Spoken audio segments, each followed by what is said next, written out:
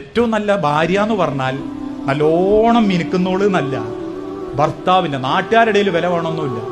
കെട്ടിയോൻ പറയണം ഓൾ എൻ്റെ ഒരു സൗഭാഗ്യമായിരുന്നു, അവൾ എൻ്റെ വലിയൊരു സമാധാനമായിരുന്നു, ഓള് കാരണ ഞാൻ മാറിയത്, ഓള് കാരണ എനിക്കൊരു സ്വസ്ഥത കിട്ടിയത്. അതാ മനുഷ്യരെ ജീവിതം, അതാ പ്രണയം. ആ പരസ്പര പ്രണയത്തിനാ ഇസ്ലാം പ്രാധാന്യം പറഞ്ഞത്. അങ്ങനെ ഒന്ന് ജീവിച്ചു നോക്കി നിങ്ങള്. ജീവിതം ഓരോ സെക്കൻഡും കുടുംബത്തിൽ സമയം പോരാന്ന് തോന്നും. പിന്നെ ടി വിക്കൊന്നും ഒരു ഘടകം ഉണ്ടാവില്ല, ഫോണിനൊന്നും ഒരു സ്ഥാനം ഉണ്ടാവില്ല നമ്മുടെ ജീവിതത്തിൽ. അടുക്കളയിൽ കയറി ഭാര്യന്റെ ഒപ്പം സമയം ചെലവാക്കുന്ന ഭർത്താവ്, ഒറ്റയ്ക്കിരിക്കുമ്പോൾ രണ്ടാൾ ഒരുമിച്ചിരുന്ന് പണ്ടുകാല കഥകൾ പറഞ്ഞ് കുടുംബത്തിലെ ബന്ധങ്ങളെ ചേർത്ത് പിടിക്കുന്ന ഭർത്താവ്. അങ്ങനെ അതാ കുടുംബം.